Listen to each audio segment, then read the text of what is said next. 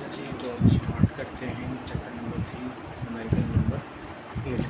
Swivel मुझे खुद नहीं आता, बिल्कुल भी सवाल समझ नहीं आता, टीचर से भी पूछो तो मुझे फैसल नहीं आया तो 7 स्किप कर दिया है और पूरे 3 चैप्टर्स में और कोई न्यूमेरिकल स्किप नहीं किया तो सिवाय 7 के। बढ़ते हैं अपनी नेक्स्ट न्यूमेरिकल की तरफ, जो है नंबर 8, दी क्रेबल corporation cash dividend payout ratio. Cash dividend payout ratio, dividend payout ratio को हम डिनोट करते हैं, आपने पढ़ा होगा DPOR, जो कि है 60% डिविडेंड पे आउट रेशियो, ठीक है, जो कि 60%। और it's risk adjusted cost, risk adjust cost तो बताया था, ये होता है रिक्वायर्ड रेट ऑफ रिटर्न। ये कन्फ्यूज करने के लिए दूसरा नाम है। तो के एस की वैल्यू हमें दे दी गई है 10%, ठीक है।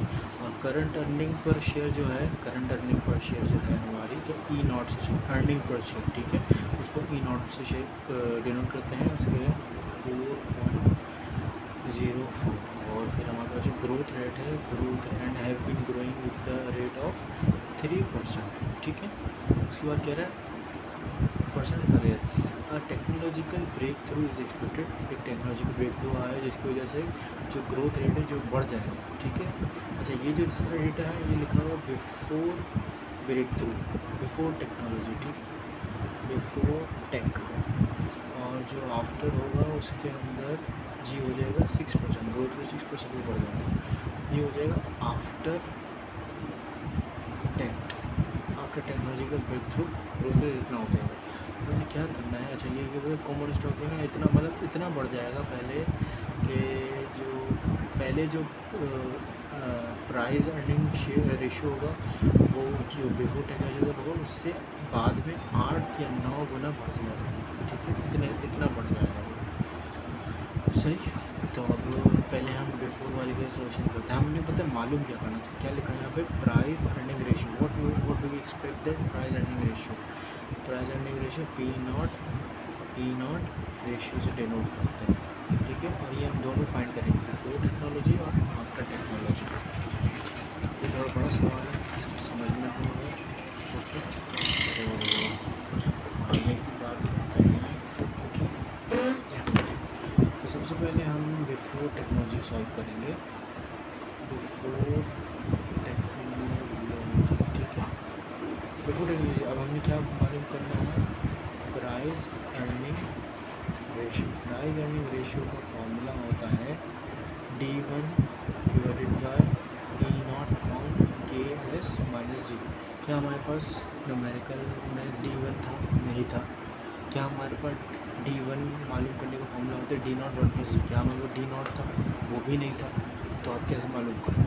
तो D नॉट को इन सवाल में मालूम करने के लिए एक नया फार्मूला होगा जिसे हम मालूम करेंगे इस फॉर्मूले से, D naught is equals to DPOR यानी dividend payout ratio multiply by earnings per share, ठीक है।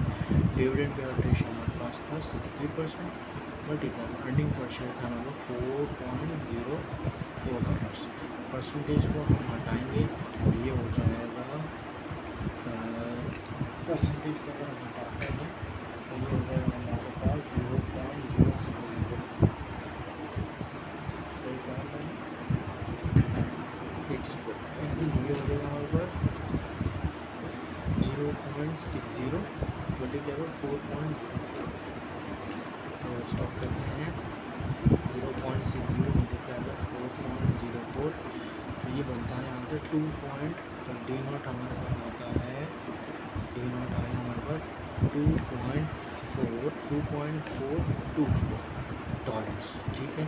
अब डी नॉट आ गया तो हम D1 भी मालूम कर सकते हैं।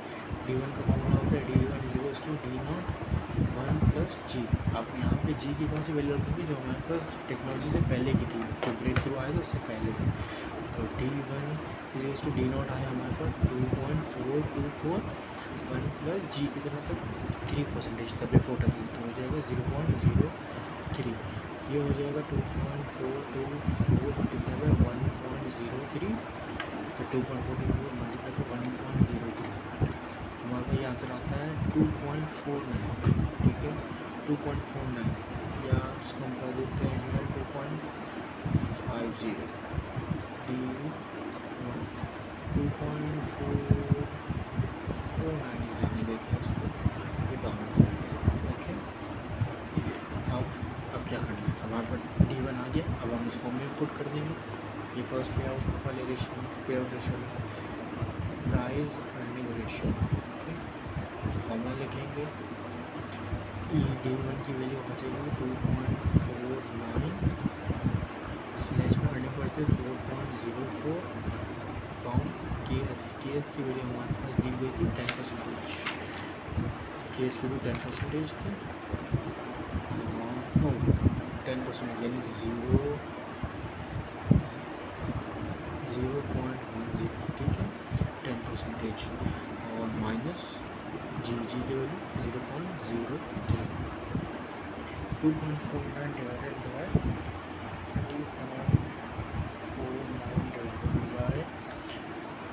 4.0 ज़्यादा हमारे पास आंसर 0.616, ठीक है। इसको हम डिवाइड करते हैं 0.10 माइनस 0.03, ठीक है, 0.07, 0.616 डिवाइडेड बाई 0.07, आंसर आ गया 8.8। अच्छा, ये हो जाएगा प्राइस अर्निंग रेशियो, ठीक है, 8.8। ये हमारा बिफोर टेक्नोलॉजी सॉल्व। अब हम आफ्टर टेक्नोलॉजी सॉल्व करेंगे। तो अब हम शुरू करते हैं आफ्टर टेक्नोलॉजिकल ब्रेक थ्रू, ठीक है। उसके लिए भी वही सेम फॉर्मूला है, पी नॉट ऑलेगा, लेकिन उसके लिए हमें D1 चाहिए होगा। अब D1 तो ये वाला तो नहीं रख सकते हैं जो हमने यहाँ पर सॉल्व किया था। क्यों? क्योंकि जो टेक्नोलॉजिकल ब्रेक थ्रू आया था उसके बाद ग्रोथ रेट 6% हो गया था, और हमने यहाँ पर सॉल्व किया 0.03%, यानी ग्रोथ रेट 3% सॉल्व किया था। ये तो हम नहीं सॉल्व करते, इसलिए हमें दोबारा निकालना पड़ेगा D1। D1 कैसे निकालेंगे? D1 निकालेंगे ऐसे, अब D1 is D0 1 plus G, ठीक है। तो D1 D0 की वैल्यू आ जाएगी, D0 की वैल्यू क्या है 2.424 1 प्लस G की वैल्यू अब रखेंगे 0.06 हो जाएगी यहाँ की। तो 2.424 1.06 हो जाएगा ये, प्लस करके और 1.06 मल्टीप्लाई बाई 2.424, आंसर होगा हमारे पास 2.56। D1 की वैल्यू हमारे पास आ जाएगी $2.56, ठीक है, 56 रखते हैं। अच्छा, ये 2.5 से रखा है, D1 की वैल्यू हो गई। अब हम डिविडेंड वैल्यूएशन पुट कर देते हैं, price earning ratio, sorry price earning ratio, इसका D1 divided by earning per share KS minus g, सबको जोड़िए, बस D1 की वैल्यू चाहिए। D1 हमारे पास आ जाएगा 2.56, earning per share 4.04 upon 0.10 minus, अच्छा हाँ, जी की वैल्यू चेंज होगी 0.06 हो जाएगा इस बार। अच्छा जी, 2.56 डिवाइडेड बाय 4.04 हो जाएगा हमारे पास आंसर 0.663, 0.633, नीचे 0.10 माइनस 0.06 तो 0.04 आंसर हो जाएगा। तो हमने कहा 0.633 डिवाइडेड बाय 0.04, आंसर आ गया 15.82, 15.82 टाइम्स। अच्छा, इतने टाइम बढ़ा, ठीक है, इतना टाइम डिफरेंस आया, तो कितना 15.82 टाइम्स। तो ये हमारे यहाँ पर सॉल्व हो गया क्वेश्चन नंबर 8।